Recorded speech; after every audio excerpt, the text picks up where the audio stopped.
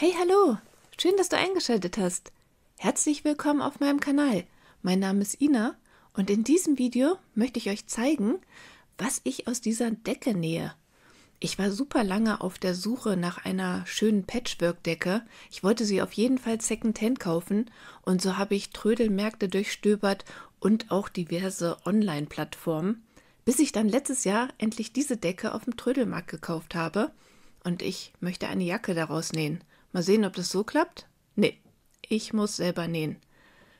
Zum Versäubern der Jacke werde ich Schrägband zuschneiden und dafür habe ich mir dieses alte Jeanskleid ausgesucht, das an einigen Stellen schon nicht mehr schön ist, aber im Großen und Ganzen der Stoff ist schön und ich denke, dass das ganz gut zusammenpassen kann, da ich die Jacke sowieso am meisten wahrscheinlich zu Jeans trage. Los geht's!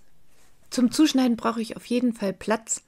Hier auf diesem Hocker warten noch einige Sachen, die auch abgecycelt werden wollen. Aber jetzt kommt erstmal die Decke dran. Und ich will dieses Schnittmuster hier nähen. Das ist ganz einfach, verschlusslos und besteht halt nur aus wenigen Teilen, sodass ich das gut auf dem großen Stoff zuschneiden kann. Das Rückteil werde ich erstmal kopieren, damit ich das komplett auf den Stoff auflegen kann und das nicht im Bruch zuschneiden muss. Also die beiden Teile klebe ich dann einfach zusammen und dann geht's los. Die Qual der Wahl. Welche Stellen der Decke möchte ich auf der Jacke haben? Da habe ich einige Zeit überlegt, habe auch mal überlegt, ob ich das vielleicht diagonal zuschneiden möchte. Das wollte ich aber dann doch nicht. Ich habe einfach geguckt, welche Stoffe gefallen mir am besten und es aber auch so ausgewählt, dass die anderen Schnittteile natürlich auch noch auf den Stoff passen. Und dann habe ich mich erstmal für diese beiden Stellen entschieden. Und dann habe ich ganz normal mit Nahtzugabe einfach zugeschnitten. Das Schnittmuster ist ja die kurze Version von dem, was ich vorhin gezeigt habe. Man kann nämlich auch noch einen Blouson daraus nähen, das habe ich auch schon mehrfach gemacht. Aber so kurz sollte sie dann doch nicht sein und deshalb habe ich halt unten einfach mal 10 cm dazugegeben, sodass ich so eine mittlere Länge erhalte. Und hier vorne habe ich mal 2 cm zugegeben. Das ist ja eigentlich verschlusslos, aber so habe ich die Möglichkeit, nachher beim Anprobieren mal zu schauen, ob ich vielleicht Druckknöpfe oder so dran machen möchte. Jetzt halt das zweite Vorderteil, da habe ich halt auch darauf geachtet, dass die Nähte genau aufeinander passen, dass er nicht halt irgendwie dann vorne so ein Versprung ist. Und zum Schluss habe ich gedacht, ach, misst doch einfach mal nach, wie groß war das Teil eigentlich? Also die Decke war 2 Meter lang und 1,40 Meter breit. Und das sind also die Teile, aus denen ich jetzt gleich die Jacke nähen werde.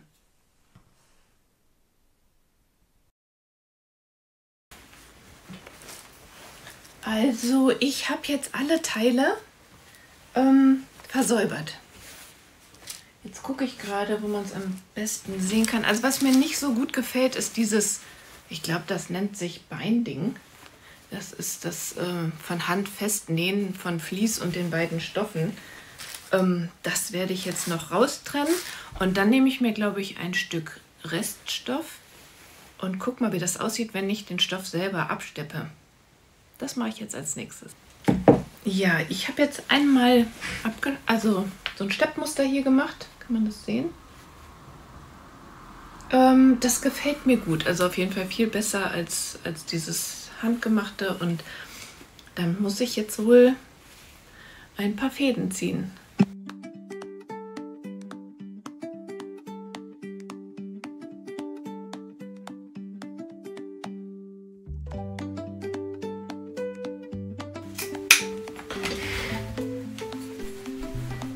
Ich brauchte zwischendurch eine Pause und habe etwas anderes gemacht.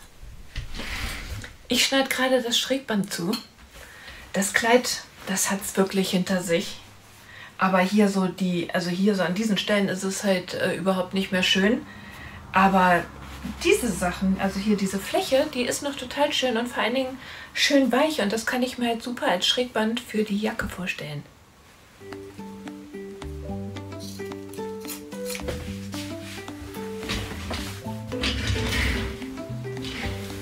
Das ist jetzt frisch gebügelt und ich möchte hier mit dem ganz breiten Schrägband nähen und deshalb schneide ich die Streifen jetzt 5 cm breit zu, hier so diagonal rüber.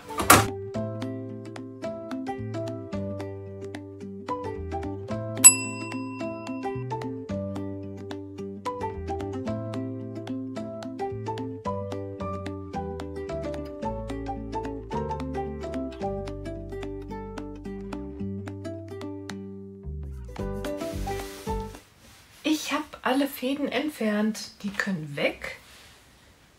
Aber es gibt eine Planänderung, also ich werde es doch nicht absteppen. Erstens ist es super viel Arbeit und es hält jetzt auch so, dadurch, dass ich hier alles versäubert habe. Dann habe ich auch noch ganz viel Schrägband gebügelt. Jetzt ist blau nicht so viel da drin, aber ich werde es hauptsächlich zu Jeans anziehen und dann ist es vielleicht ganz nett, wenn hier so Schrägband festgenäht wird. Aber jetzt nähe ich die Teile einfach erstmal zusammen.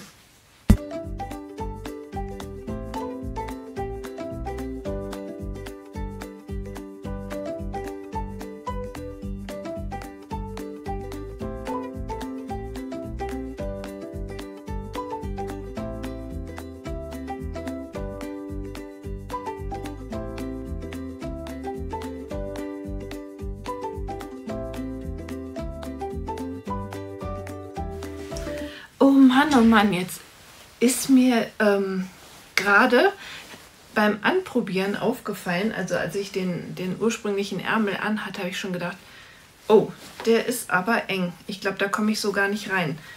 Deshalb habe ich nochmal so einen Streifen zugeschnitten, damit ich hier irgendwie so einen Keil einnähen kann. Ich meine, das ist unterm Arm, das sieht man nicht und das ist sowieso Patchwork.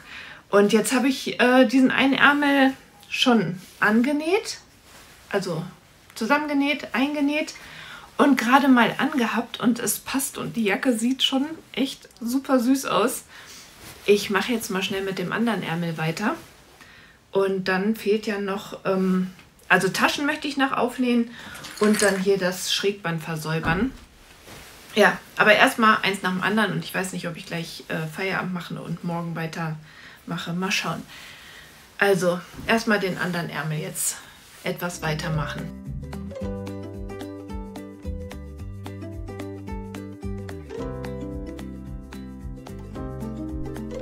Ich habe ja gesagt, ich habe einen Keil zugeschnitten.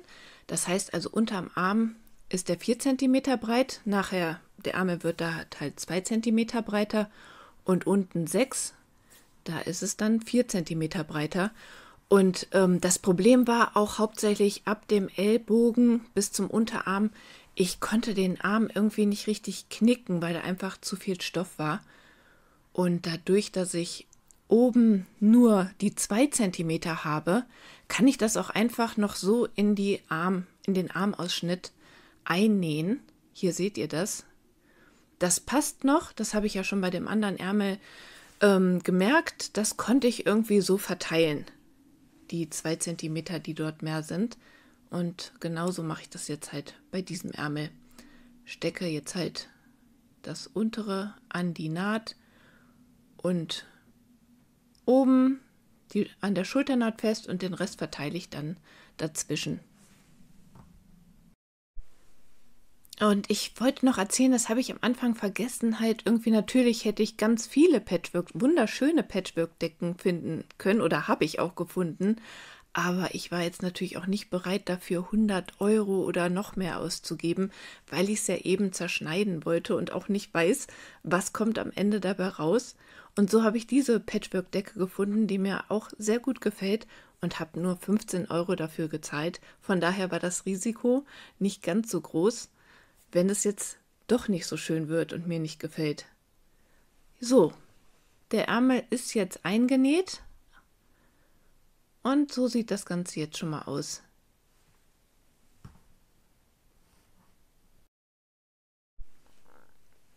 Eine Sache mache ich heute noch, so viel Zeit ist noch, und zwar nähe ich schon mal ein bisschen, also auf einer Seite das Schrägband fest, da beginne ich an der Seite und nähe das rechts auf rechts.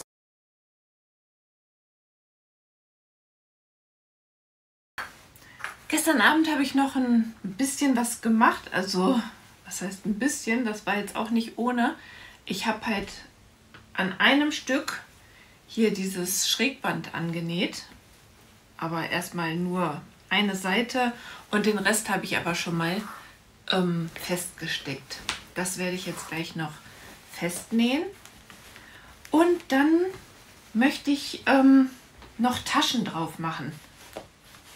Also ich werde gucken, ob ich noch genau, weil die Taschen ungefähr hier hinkommen sollen, ob ich diese Kombi hier nochmal auf dem Stoff finde, weil die Taschen halt nicht auffallen sollen. Dann werde ich die nochmal genau aus dem Stoff zuschneiden. Ja, wenn ich das nicht finde, muss ich mir was anderes einfallen lassen. Entweder nachträglich Nahttaschen oder einfach so klappen und dass die Taschen dann dahinter verschwinden. Aber jetzt werde ich erstmal absteppen.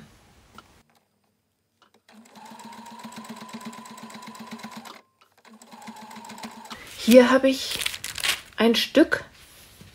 Da muss ich halt gucken, wie das ausreicht. Und das andere Stück ist da oben. Und ja, so groß wäre die Tasche eigentlich. Aber ich werde es gleich erstmal zuschneiden. Das sind die Teile. Also das ist leider nach unten hin relativ kurz, aber ich werde jetzt so viel wie möglich davon zuschneiden. Ich beginne erstmal mit dem kleineren Teil. Ich hätte die Taschen vielleicht gerne so 2-3 Zentimeter tiefer gehabt, aber ich habe den Stoff halt nicht mehr gefunden. Also wie gesagt, ich habe erstmal bei dem kleineren zugeschnitten und dann das genauso auf das andere Teil aufgelegt, dass ich da den gleichen Ausschnitt habe.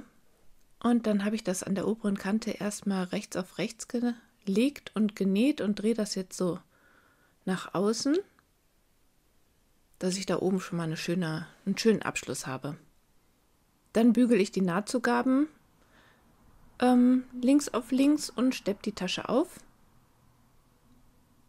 Also jetzt stecke ich das erstmal fest und dann wird das so knappkantig aufgenäht.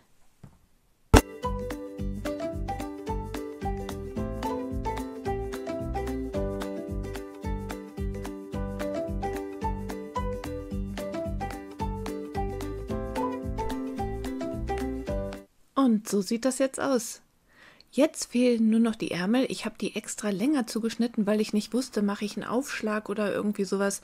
Aber ich werde sie jetzt passend abschneiden und das Schrägband aufnähen. Und das ist sie also. Ich finde sie wirklich süß. Ich lasse sie erstmal ohne Knöpfe. Ich konnte mich noch nicht entscheiden, was ich da machen könnte.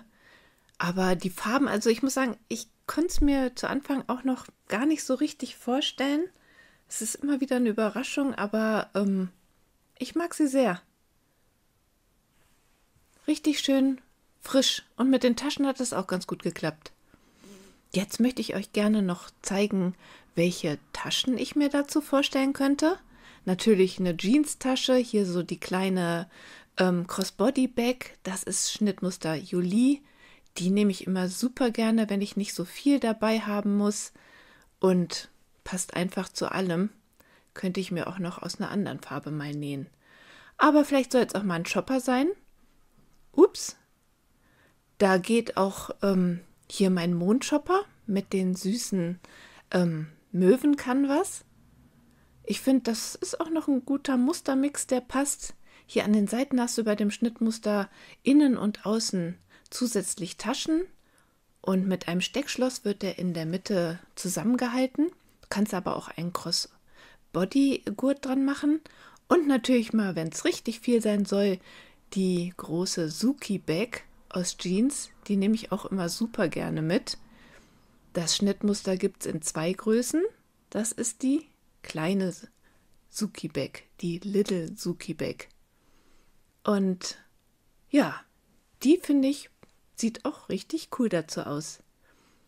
Es lohnt sich auf jeden Fall, mal in meinem Shop vorbeizuschauen. Ich habe auch viele Freebooks und auch noch andere Taschenschnittmuster. Vielleicht ist ja auch was für dich dabei.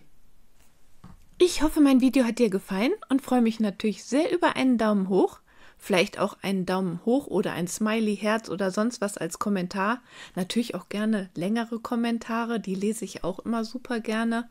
Vielleicht hast du ja auch eine Idee für einen Verschluss von der Jacke. Dann schreib's mir gerne in die Kommentare. Vielen Dank fürs Zuschauen und bis dann!